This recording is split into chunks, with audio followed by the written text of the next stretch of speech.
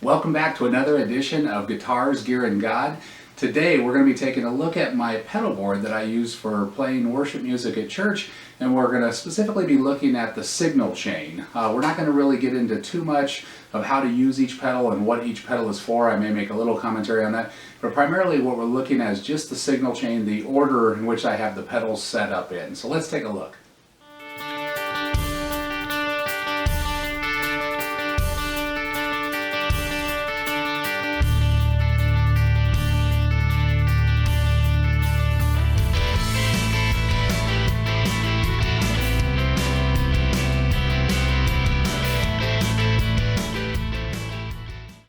So to begin with, I have my signal coming in, and it all begins all the way to the far right of the pedal board, coming into my SP compressor.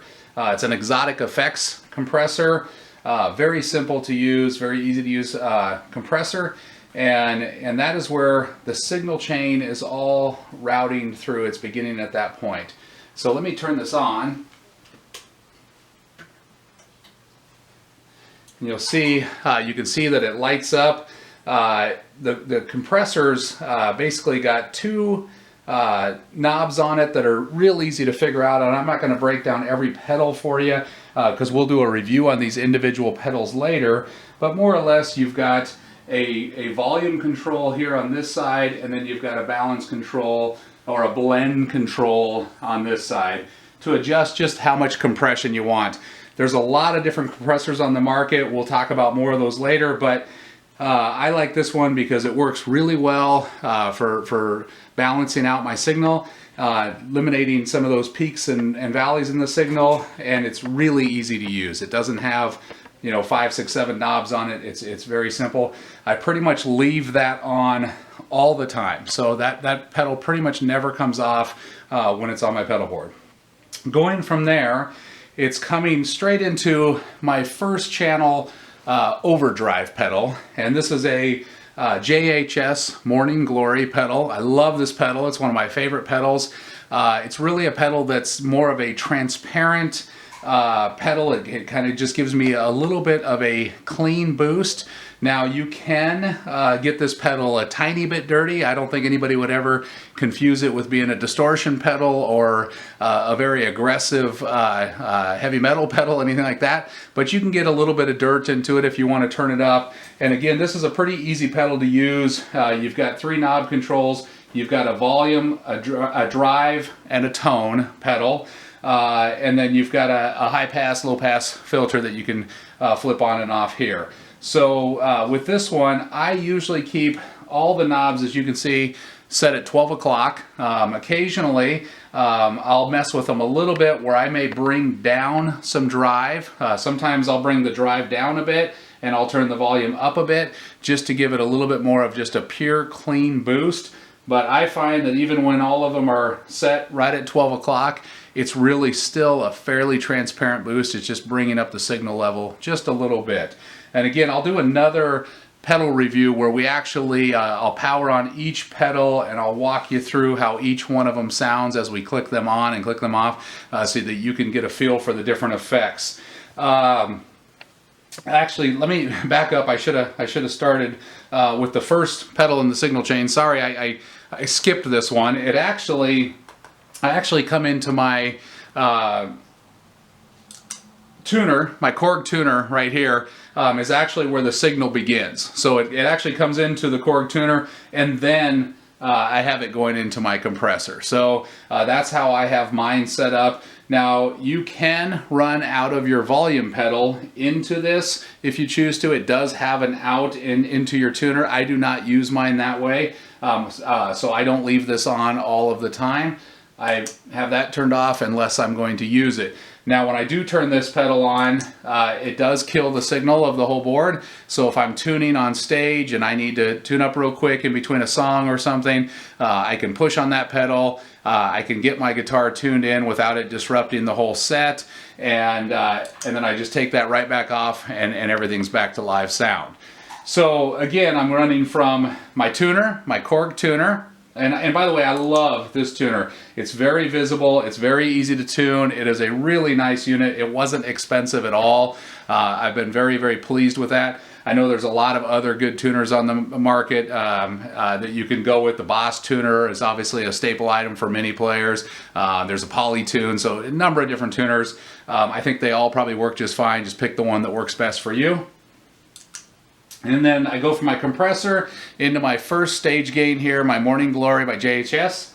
And then I move into my next stage of overdrive. And this one happens to be an MXR Classic Overdrive. Now this is kind of a cool pedal.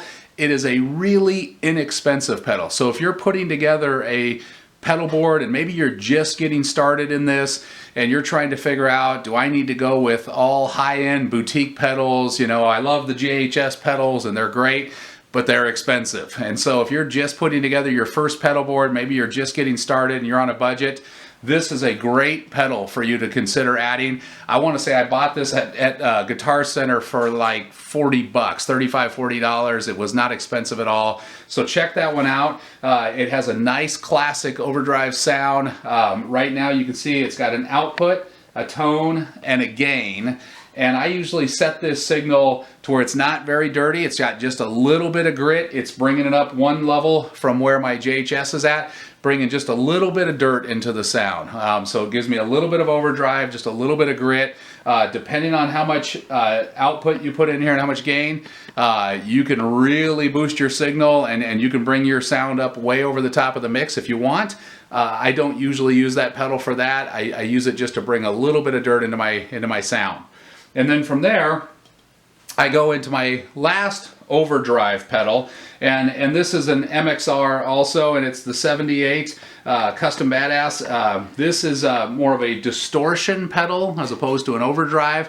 You know, they're both, the reality of it is both of these can produce some pretty similar sounds. This one does get a little more gainy. This one definitely will get a little dirtier if you want it for that. I usually keep the output right here. I keep the distortion down fairly low. If you turn this distortion up too much, it gets dirty in a hurry. So it gets real. I mean, you can get right on the edge of a heavy metal type of sound, definitely a good dirty classic rock type of sound. For worship guitar at church, I don't necessarily need that kind of sound very often, but it is nice to have that little bit of an edge on my sound when I need it. So that's why I've got the multiple gain stages, and sometimes I'll play multiple ones at once. For the most part, the compressor is always on, the JHS is almost always on, and then sometimes I'll add a gain stage or I'll add another gain stage. Very seldom will I play them all three together, but sometimes I'll mix this one and this one, or this one and this one, if I want to do that. Coming out of that next, I actually go into my volume pedal, and I've got this right here in the center of the board. I like it there. There's a lot of debate as to where you should put your volume pedal in the signal chain. I personally have tried it in different places. I've tried it at the front of my signal chain before, right after my compressor and before my first gain stage. I've tried it at the end of my pedal board so that it's after all of my modulation effects and reverbs and delays. And then I've tried it in the middle. And what I found for me, what works the best, is I actually like it right after my overdrive pedals. So I've got all my overdrive pedals, then I have my volume control, which really controls the volume coming out of those overdrives. And then I go from there into my delays, reverbs, chorus, my modulation type effects. So coming out of this one, I actually go into my delay. And there's a number of different opinions on what should go first: delay, reverb, chorus. Again, I think it's one of those things that you need to play with a little bit. You need to experiment. I tried them in a number of different configurations, and what I found for me personally, the way I use it, especially when I'm trying to get swells, if I'm trying to get more of an ambient type of sound for worship music, if I'm trying to get a real airy, big reverb type of effect, I find that this configuration works best for me. So I run into my Boss DD500. This is a fantastic pedal. We'll do a whole review on this pedal.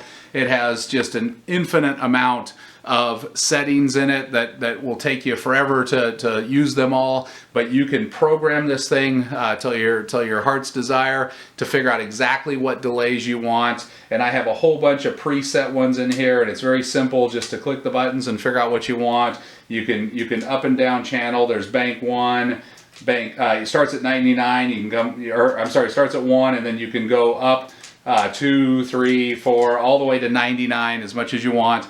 And then within this pedal, you can change every type of surround parameter that you could possibly think of. So again, this is a whole video in itself, but if you're looking for a less expensive, but in my opinion, pretty much as good pedal as like the Timeline or some of your other high-end pedals that are out there that do a multitude of delays, I think this is a really good option for you. It does everything you're ever going to need it to do. It also has a built-in looper, which is kind of cool as well. From here, my signal chain actually goes into my reverb, or no, I'm sorry, it goes into my chorus, and this is a TC Electronics chorus, and so I've got it coming out of the delay into the chorus. I love this pedal. I use this a lot, and you know, some people love chorus, some people don't like chorus. I think it's great, and I don't overuse it. I don't have the effects turned way up. This one has a speed, a depth, an FX level, and a tone on it. It also has a knob on here or a button on here that you can change how much of the repeats you want. So it's a very versatile pedal. You can do a whole bunch of different effects with this pedal. I keep it very simple. Everything is turned down just right below 12 o'clock for me. Seems to work great. Gives me just enough color on my tone, especially if I'm picking notes and you know, plucking strings. It gives it a real nice color to the sound. I come out of this pedal into my other TC Electronics pedal, which is one of my favorites, and it is the Hall of Fame Reverb. And this is a fantastic pedal, has a whole bunch of different settings on it, so you can do hall, you can do church setting, you can do plate reverbs. I mean, every kind of reverb that you can possibly think of, pretty much, you can accomplish it with this dial knob right here. And you can even hook this up with to your computer, and you can program in other reverbs should you choose to. So this one has a lot of functionality to it. It's a great pedal.